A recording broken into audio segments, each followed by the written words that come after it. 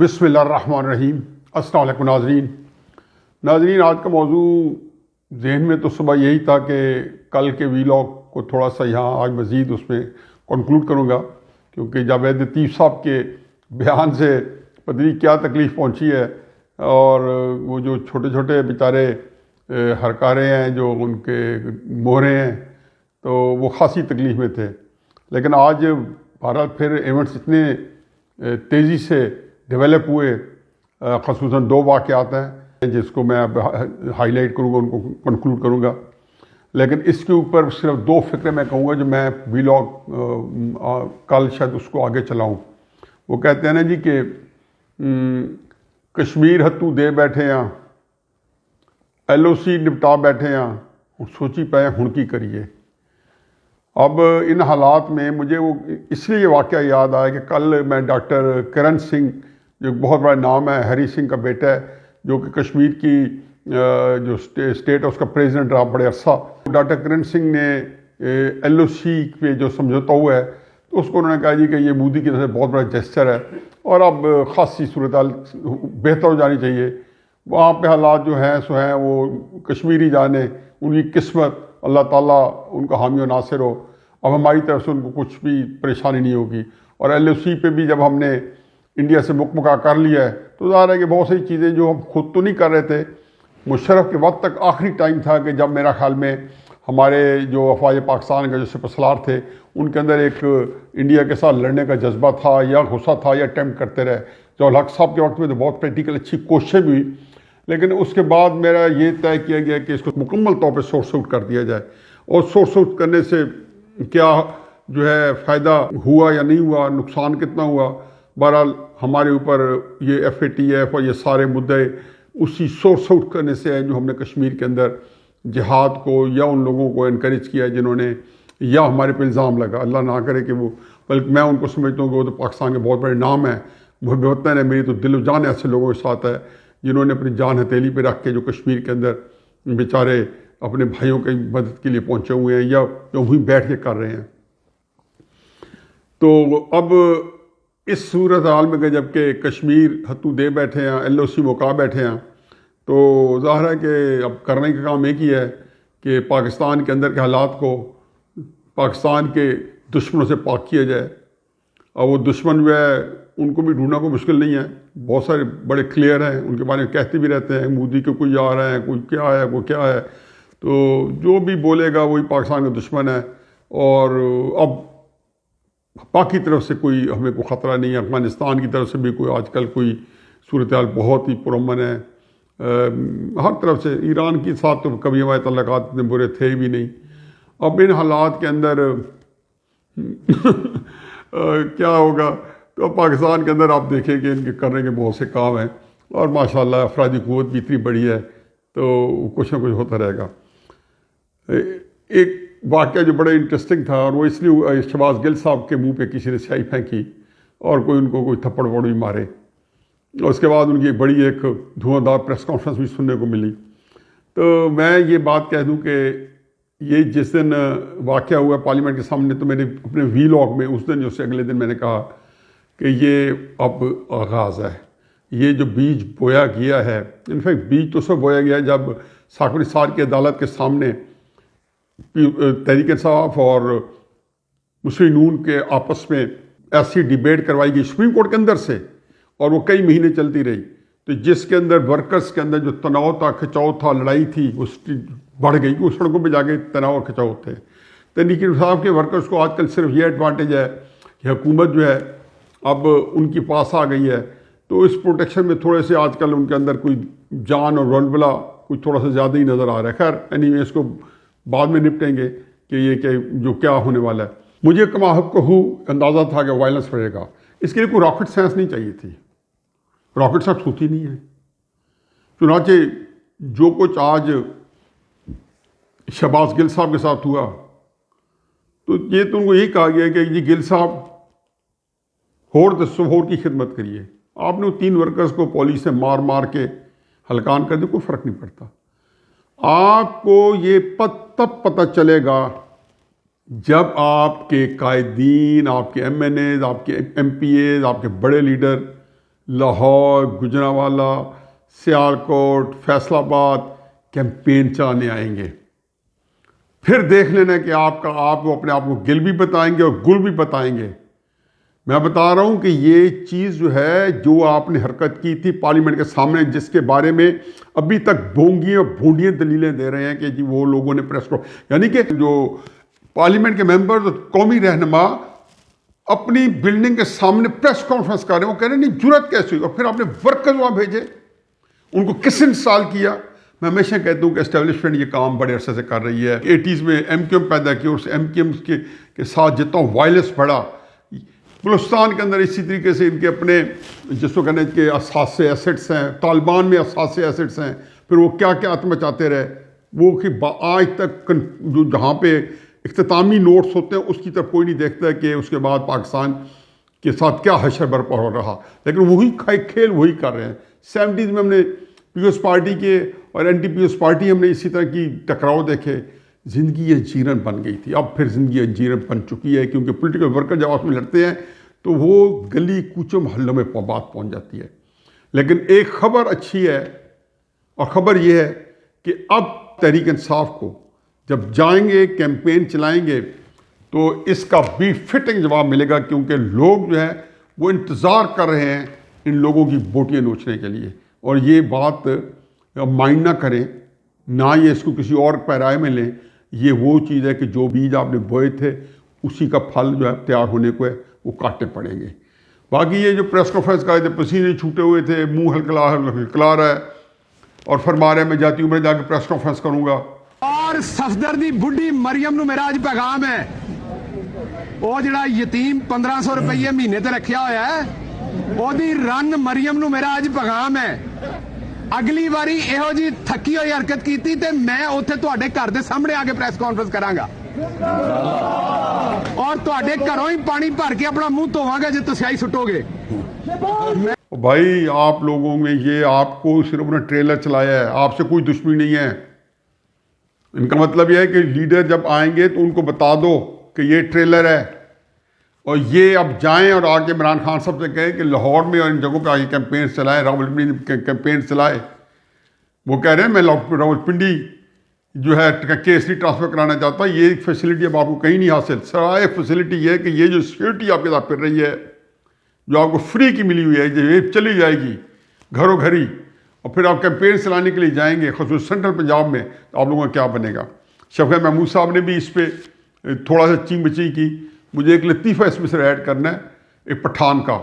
پٹھان ایک کھڑا تھا کسی آرام سے، بڑا ریلیکس، ہاتھ میں اس کو اپنا لمبا جیسے پہاڑی پٹھانوں کے بعد ڈنڈا ہوتا ہے. ایک کتا جو ہے وہ چپ کے آیا اور اس کو چپ کر کاٹ کے چلا گیا، آواز بھی نہیں نکالی. کوئی بڑے کوئی سیانہ کتا ہوتا ہے، کتوں کو پتہ ہے، آپ کو پتہ نہیں کتنا دماغ ہوتا ہے. اور چپ کر واپس جا رہا تھا تو پٹھان کو یکدم بڑی تکلیف ہوئی، اور پیچھے مڑ کے دیکھا تو کتا چپ کر کے واپس جا رہا ہے اپنی ترنگ میں. پٹھان نے 2-4 قدم تیز اٹھائے اور رکھ کے ڈنڈا مارا کتے کو، اور کتا جو ہے نا 6-7 خربازیاں کھا کے اور چیخیں نکلنی شروع ہو گئی اور کوں کی. تو پٹھان نے بڑا خوبصورت فکر رکھا. پٹھان نے کہا کہ کاٹنے سے پہلے یہ سوچ لینا تھا کہ تمہارے ساتھ یہ بیت سکتی ہے. تو حضور جب آپ نے واقعہ دہرا دیا پارلیمان کے سامنے، اس کی توضیحات بھی دے دی، اس وقت بڑے آپ لوگ چوڑے ہو کے پھر رہے تھے اور کہتے تھے ہور دسو ساڑھے کھلائے خدمت. تو خدمتیں ابھی تو شروع ہوئی ہیں، ابھی تو پارٹی شروع ہوئی ہے. شفقت محمود صاحب نے الیکشن کمیشن سے استعفیٰ طلب کر لیا. فرمایا جی کہ سیاسی جماعتوں کا الیکشن کمیشن پہ اعتماد نہیں رہا. سیاسی جماعتوں کا تو بہت ساروں پہ اعتماد نہیں ہے. سیاسی جماعتوں کا تو واج پاکستان پہ بھی اعتماد نہیں رہا. سیاسی جماعتوں کا تو نیب پہ بھی اعتماد نہیں ہے. وہ تو اب تک کان تک نہیں پہنچی. یہ یکدم کو کیسے پتہ چل گیا کہ سیاسی جماعتوں کا الیکشن کمیشن پہ اعتماد نہیں رہا. ویسے تو میری اپنی الیکشن کمیشن سے، میں ایسا الیکشن کمیشن جیسے 7 سال اکبر بابر کے جوتے گھسائے ہوئے ہیں، کیونکہ اس کے نتائج بہت ہی خوفناک اور بھیانک نکل سکتے ہیں. تحریک انصاف ہمیشہ کے لیے صفحہ ہستی سے مٹ سکتی ہے. الیکشن کمیشن نے اس کی تو ابھی تک آنکھ نہیں اٹھائی. Faisal Vawda open and shut case, 2.5 سال انہوں نے لوگوں کو رلایا وہاں پہ، اور وہ شخص جو ہے نا ابھی تک بیٹھا ہے. اگر آپ نے اس کو اب ڈسکوالیفائی کر بھی دیا انڈر پریشر جو کوئی چیز ہے تو وہ پہلے سے کہیں گے ہم نے استعفیٰ مانگا ہے, انہوں نے فیصلہ بارڈر کو ڈسکوالیفائی کر دیا. یہ بھی مجھے نہیں پتا کہ یہ لوگ ہیں کس مار پہ.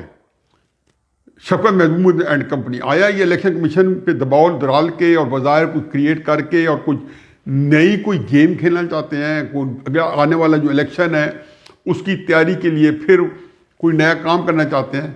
کیونکہ یہ الیکشن کمیشن بظاہر ٹھیک ہے کہ اس کی جو ہے چیئرمین بھی تبدیل ہوئے, ممبرز بھی تبدیل ہو گئے, اور اس حکومت نے خود یہ رکھے ہیں اور خود بنائے ان کے راجہ سلطان سکندر صاحب سے لے کے ساروں کو. اب یہ کس مار پہ ہیں کہ ڈسکا کے الیکشن میں کا رزلٹ جو ہے وہ بھی ابھی تک, چونکہ پھر الیکشن نیا آنا ہے, یقین جانے کہ اتنا اعتماد کا فقدان ہے کہ آپ حتمی نہیں کہہ سکتے کہ آیا الیکشن کمیشن جو ہے اب وہ ماضی کے سارے گناہ چھڑک کے تو بالکل نیٹ کلین ہو گیا ہے اور ایک واقعتاً ایک دیانتدار آنےسٹ بروکر کا رول جو ہے وہ ادا کرنے کے لیے تیار ہے. ابھی اس کے بارے میں کم از کم کوئی اپنے آپ کو کمٹ نہیں کرتا ہوں کہ اس میں کوئی بھی انہونی ہو سکتی ہے. میں مان ہی نہیں سکتا ہوں کہ کوئی الیکشن کمیشن ہو یا ہماری عدالتیں ہوں وہ ایک سب سروینٹ ہے ساری کی ساری ہماری اسٹیبلشمنٹ کی, ان کے اثر رسوخ سے نہیں نکل سکتی, کیونکہ اسی کئی وجوہات ہیں. کئی سے انہوں نے بھی ایسا اپنا اس طرح پھیلا دیا اپنے آپ کو کہ اب وہ سارے ایک دوسرے کے ساتھ جو ہے نا وہ کہتے ہیں کہ انوکھی لاک لگے ہوئے ہیں, یہ پھنس گئے ہیں بس. خیر اینی وے وہ تو پاکستان کے جو مسائل ہیں اس کے ایک اور بالکل ڈفرینٹ بال گیم ہے. اب الیکشن کمیشن پہ مجھے تو فکرے تو کئی فرمائے کہ عمران خان صاحب نیوٹرل امپائر لے کے آئے تھے. عمران خان صاحب تو نیوٹرل امپائر لے کے آئے تھے, اب اس کو تاج بنا کے سر پہ رکھیں. 2014 کے اندر جو امپائر لایا تھا عمران خان وہ اس سے زیادہ نیوٹرل پہ تھا. مارچ 2018 میں جنہوں نے بلوچستان حکومت توڑی اور سینٹ کے الیکشنز کروائے ان سے کم کوئی نیوٹرل امپائر تھا. جو 2018 میں آر ٹی ایس کا نظام چلا کے عمران خان صاحب کو حکومت دی, اس سے زیادہ کوئی نیوٹرل امپائرز تھے؟ آپ کو آر ٹی ایس سے لے کے ڈسکا الیکشن کی اندر دھند سے لے کے اور سینٹ الیکشن کے 6 کیمروں کے نیچے ناک کے نیچے الیکشن کروانے تک آپ جو ہے یہ چیز چاہیے آپ کو, ایسے نیوٹرل امپائر چاہیے. اس لیے شرم آنی چاہیے نیوٹرل امپائر کا نام لیتے ہوئے. یہ 2014 کا جو امپائر تھا یہ نیوٹرل تھا. آپ لوگ پتہ نہیں کس ڈٹائی سے کس, میں کہتا ہوں کہ یہ دیکھو شفقت وغیرہ اچھے بھلا زمین عزت سے زندگی گزار کے کوئی لوگ دلالی میں آ کے منہ کالا کرا رہے ہیں اور ایسا سے گند اور سارا کوئی اپنے ذمہ لے رہے ہیں سارے کے سارے. عمران خان صاحب کے تو اعمال یہ ہیں کہ وہ الیکشن کمیشن کو پچھلے کو بھی تھوڑی سی کوئی ناراضگی ہوئی تو وہ ایک وہ کیانی صاحب ممبر تھے اس کو گالیاں دیتے تھے. کیانی صاحب شوخانہ میں چیز ایگزیکٹو فیصل سلطان صاحب کے سسر ہیں. تو میں نے اس کو کہتا تھا کہ دیکھو تمہیں آرام کرنا چاہیے. میں نے فیصل سے کو گائے سے کہو کہ شرم آنی چاہیے, آخر کچھ روایات ہوتی ہیں. فیصل تمہارا رائٹ ہینڈ مین ہے, اس کو آج کل بھی وزیر بنایا ہوا ہے, اس کے سسر کو اب دن داڑے گندی گندی گالیاں دیتے ہو. ایک دن یک دفعہ ٹی وی کھولا تو کراچی میں جہاز سے اترے, باہر ہی شاید اسی ایئرپورٹ پہ پریس کانفرنس شروع ہو گئی, پریس پہنچی ہوئی تھی. زبیر صاحب ہیں وہ سندھ کے گورنر تھے, آخری دن تو انہی دنوں چل رہے تھے. انہوں نے گندی گندی باتیں گالیاں دینی شروع کر دی. 7 اسد عمر کھڑے. بھائی کرٹسی ہوتی ہے, وہ دل و جان سے اسد عمر تمہاری خدمت کر رہا ہے, تمہیں اتنی شرم نہیں آتی کہ تم اس کے بھائی کو اس کے منہ پہ گالیاں دے رہے ہو, اور وہ بھی ایسا بغیرت ہے کہ وہ سن کے برا نہیں منا رہا. بھائی کہہ سکتا ہے, مثلا میں فرض کیا میرے کئی رشتے دار ہیں جو تحریک انصاف کے ساتھ ہوں گے. میرے چچا کے بارے میں جب مسلم لیگ والوں نے کہا کہ بددیانت آدمی ہے تو میں نے بتایا کہ میرا چچا اتنا دیانتدار آدمی تھا اس کی جس کو آپ مثال نہیں دے سکتے. کیونکہ یہ کچھ چیزیں ہوتی ہیں جس میں انسان کے رشتے جو ہیں ان کو اس طریقے سے نہیں بھیج دیتا کہ آج میں نے سیاست میں میرا ایک نظام تبدیل ہوا ہے تو میں خواہ مخواہ لوگوں کو کروں. اور اسد عمر صاحب کے سامنے اس کے سگے بھائی کو اب گندی گندی گالیاں دے رہے ہو, جان کے کرتا ہے کہ اس کا ڈس ریگارڈ ہے. یہ اس وقت زبیر کو نہیں برا بلا کہہ رہا تھا, یہ اسد عمر کو ذلیل کرنا چاہ رہا تھا. یہ شاہ محمود قریشی کو کئی دفعہ اس طرح ذلیل کر چکے پبلک کے اندر. اس کے اندر خاص ایک ذہن ہے کہ وہ لوگوں کو ہیوملیٹ کرتا ہے, اپنے بہترین ساتھیوں کو پبلک میں کرتا ہے. اب یہ کہتے ہیں جی کہ نیوٹرل امپائر لے کے آیا, یہ تو بات آپ کے منہ سے میرا خیال ہے کہ بے شرمی نہ ہو تو آپ نہ تو شہباز گل کے آج تھپڑ پڑنے پہ گلا کرتے اور نہ کوئی آپ اس بات پہ گلا کرتے کہ جی کہ نیوٹرل امپائر جو ہے وہ کوئی صفت کے طور پہ آپ سامنے لے کے آتے ہیں۔ اب حضور کرائسس یہ ہے کہ گل بہت بڑھ گئی ہے، یہ اب آپ اس سے نکلیں، پاکستان کو الجھائیں، یہ گیم پوری الجھ چکی ہے۔ یہ تو جنہوں نے یہ گیم تیار کی ہے اور پھر اس کو مزید بڑھایا ہے، گجلک بنایا ہے، اب ان سے بھی نہیں سلجھنے والی۔ وہ کہتے ہیں لمحوں نے خطا کی، صدیوں نے سزا پائی۔ یہ پاکستان کا کیا بننے والا ہے؟ یہ سینٹ کا الیکشن جو ہے جس میں آپ نے دیدہ دلیری کے ساتھ آپ نے آئین پاکستان کو ذلیل کیا، دیدہ دلیری کے ساتھ آپ نے پاکستان کو ہیومیلیٹ کیا ہے، دیدہ دلیری کے ساتھ سینٹ کے اندر کیمرے لگا کے اس کے تقدس سے پامال کر کے اس کو ایجنسیوں کے ہرکاروں کے حوالے کر کے آپ نے لوگوں کو کہا ہے کہ ہمارا ٹوٹل ڈس ریگارڈ ہے تمہارے لیے، تمہارے نظام کے لیے، سارے لوگوں کے لیے۔ اور اگلا آپ نے پورا تیار کیا ہوا ہے کہ جیسے کوئی الیکشن آ جائیں تو یہ ایسا گھمسان کا جنگ پڑے اور اتنی قتل و غارت ہو جس کے لیے یہ سارا آپ نے سینٹ کے الیکشن میں خام خاص 100-150 گنڈا 12 کوہ سے اور ادھر ادھر اکٹھا کر کے اور سادہ لباسوں میں خود آ کے آپ نے مسلم نون پہ حملہ کروایا تھا۔ تو اب تو سب کچھ جو ہے it's a pay back time, سکہ راج الوقت میں ادائیگی ہوگی اور جو کچھ کیا ہے اس کو بھرنا ہوگا۔ اور آپ دیکھ لیں گے کہ یہ نہتے لوگ جو ہیں نا، یہ نہتے لوگ یہ ڈرنے والے نہیں ہوتے۔